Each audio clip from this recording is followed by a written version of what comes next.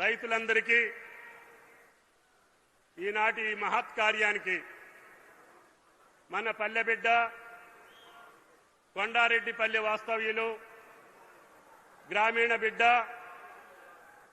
గౌరవనీయులు రాష్ట్ర ముఖ్యమంత్రి సాక్షాత్తు రైతు బిడ్డ గ్రామంలో పుట్టి గ్రామంలో చదివి ఈనాడు అసాధ్యమైనటువంటి అంశాలన్నింటినీ సుసాధ్యం చేస్తూ ఈ రాష్ట్రానికి రెండవ ముఖ్యమంత్రిగా ప్రమాణ స్వీకారం చేస్తూ నా ప్రాధాన్యత నా రైతు తెలంగాణ రైతాంగం యొక్క శ్రేయస్సే నా ధ్యేయం.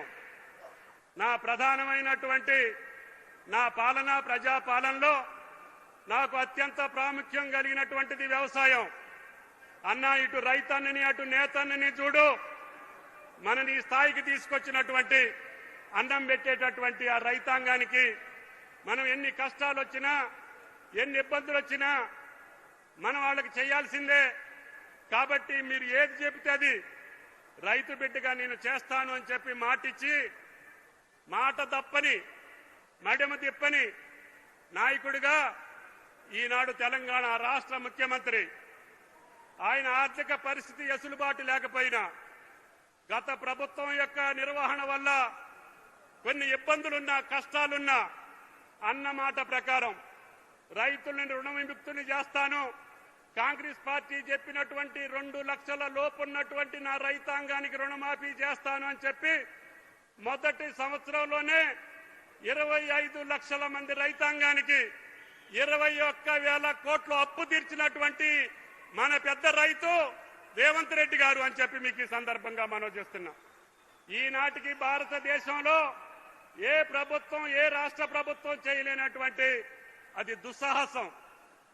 అప్పుల్లో ఉన్నా ఆర్థికపరమైన ఎసులుబాటు లేకపోయినా అన్నా నేను మాటిచ్చాను, ఒకేసారి రుణమాఫీ చేస్తేనే ఆ రైతు బాగుపడతాడు తప్ప గతంలో మాదిరిగా 4 కితాలు వేస్తే ఆ అప్పు తీరదు, వడ్డీ మిగులుద్ది, మళ్లీ రైతు వడ్డీ కట్టుకోవాలి తప్ప ఆయనకు అప్పు తీరలేదు.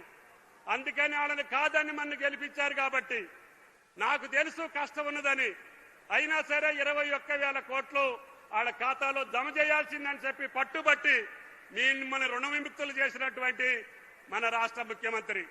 ఆయన ఎప్పుడు కలిసినా పల్లెల గురించి, అదేవిధంగా రైతుల గురించి, నేతన్నల గురించి, సామాన్యుల గురించి, కష్టజీవుల గురించి మాట్లాడే ముఖ్యమంత్రి మనకి దక్కటం మన అదృష్టం.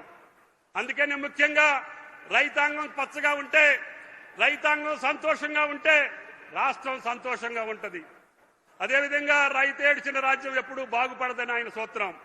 అందుకని మనకు బాధలుంటే ఉండొచ్చు కానీ రైతుని బాధ పెట్టొద్దని చెప్తాడు. అందుకని ఎన్ని ఇబ్బందులు వచ్చినా మొదటి 2 సంవత్సరాల్లోనే 1,04,000 కోట్లు రైతుల జేబుల్లో మీకు బదలాయించినటువంటి ఏకైక ముఖ్యమంత్రి భారతదేశంలో. ఆనాడు ఎప్పుడో మన్మోహన్ సింగ్ గారు ఉన్నప్పుడు దేశం మొత్తానికి 70,000 కోట్ల రుణమాఫీ చేస్తే మన ముఖ్యమంత్రి రైతుల ముఖ్యమంత్రి, రైతు బాంధవుడు ఒకే సంవత్సరం 21,000. ఈ భారతదేశంలో ఏ రాష్ట్ర ప్రభుత్వానికి అది సాధ్యం కాలే. కానీ దాని గురించి కూడా కొంతమంది కోహనా రాజకీయ నాయకులు ప్రస్తావిస్తుంటారు. అది మాకు కొంచెం బాధాకరం. అందుకనే మాకు మీ యొక్క విమర్శలను మేము పట్టించుకోం, మీ యొక్క సెటైర్లు మేము పట్టించుకోం, మీ యొక్క అబద్ధాలను మేము పట్టించుకోం, మీ అవాస్తవమైనటువంటి ప్రకటనలు మేము పట్టించుకోం. మాకు రైతు కళ్లే కనపడుతున్నాయి, ఆయన కళ్లల్లో ఆనందం చూసేదాకా ఈ ప్రభుత్వం వెనకడుగు వేయదు అని చెప్పి ఈ సందర్భంగా మనం చేస్తున్నాం. అందుకని రైతు భరోసా కూడా పంటల యొక్క భరోసా ఆయన చెప్పారు, అన్న ఎట్టి పరిస్థితుల్లో మనం రైతు భరోసా వేయాల్సిందే, రైతును ఆదుకోవాల్సిందే. 9,000 కోట్లు 9 రోజుల్లో రైతు ఖాతాల్లోకి జమ చేసినటువంటి ముఖ్యమంత్రి మన రేవంత్ రెడ్డి గారు. ఇదొక్కటే కాదు, పేద ప్రజల సంక్షేమం భారతదేశంలో ఏ రాష్ట్రం లేని సంక్షేమం జరుగుతుంది. అది పేదలకి సన్నబియ్యం కోసం రైతులకి బోనస్. ఏ రైతుకి కూడా ఎకరంలో పంట పండితే 25,000 రూపాయలు ఎంఎస్పీ కాకుండా బోనసే వచ్చి ఈరోజు ఆనందంగా ఉంటున్నారు. భవిష్యత్తులో కూడా ఆయన ఆలోచన అదే. చిరుధాన్యాలకో, ఆయిల్ గింజలకో, లేకపోతే వేరే పప్పు ధాన్యాలకో ఏ పంట అయితే మనం దిగుమతి చేసుకుంటున్నామో ఆ పంటలకు కూడా మీరు ఆలోచన చేయండి. మేధావులు, రైతాంగం, రైతు సంఘాలు చెప్పండి, వాటికి కూడా బోనస్ ఇచ్చి రైతును ఆదుకోవాలనేది ముఖ్యమంత్రి గారి కోరిక. అందుకనే మేము అందరం కూడా రైతు సంఘ నాయకులను కోరుతున్నాం. రైతుకి ఏ పంటకి మేలైతే బోనస్ ఇస్తే రాష్ట్రానికి, రైతాంగానికి మేలు జరుగుద్దో, ఏ పంటలు మనం ఈ రాష్ట్రంలో పండించుకోవాలో ఆ యొక్క అవసరానికి తగ్గట్టుగా పంటలకి బోనస్ ఇచ్చేదానికి ముఖ్యమంత్రి గారు ఆలోచన చేస్తున్నారని చెప్పి మీకు ఈ సందర్భంగా మనం చేస్తున్నాం.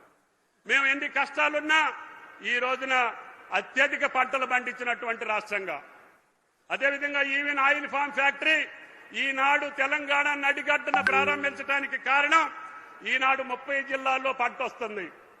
ఈవెన్ ముఖ్యమంత్రి గారి జిల్లా మహబూబ్ నగర్ లో కూడా 10,000 ఎకరాలు పంట వస్తుంది. ఆ పంట నేను అశ్వారావుపేటకు తీసుకెళ్లాల్సి వస్తుంది.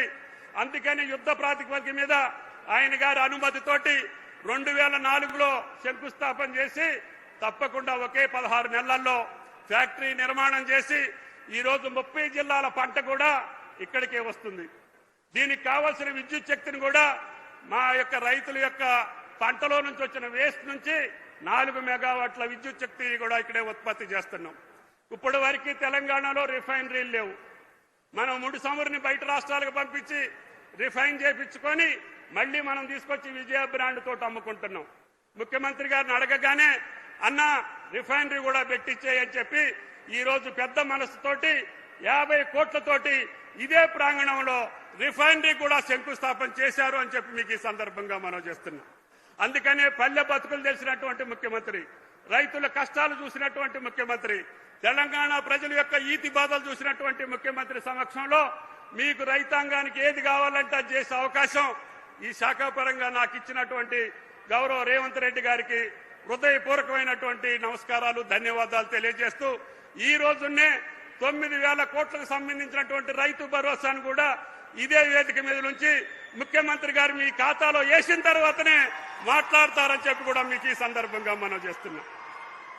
అందరూ చెప్పారు, అందరూ అనుకున్నారు, ఓడిపోయి ఇళ్లలో కూర్చొని ఈ ముఖ్యమంత్రి రుణమాఫీ చేయలేడు, ఈ ముఖ్యమంత్రి రైతు భరోసా చేయలేడు, ఈ ముఖ్యమంత్రి యూరియా ఇయ్యలేడు, ఈ ముఖ్యమంత్రి పంటలు కొనలేడు, మనం సంబరం చేసుకొని మళ్లీ గోతికాడ నక్కలాగా వేచి చూస్తున్నారు. మీకు ఆ అవకాశం రాదు అని చెప్పి ఆ గుంట నక్కలకి చెప్పదలుచుకున్నాం. పంట ఎన్ని పంటలు పండించినా ఎంఎస్పీ కొనేటటువంటి ఏకైక ప్రభుత్వం రేవంత్ రెడ్డి గారి ప్రభుత్వం.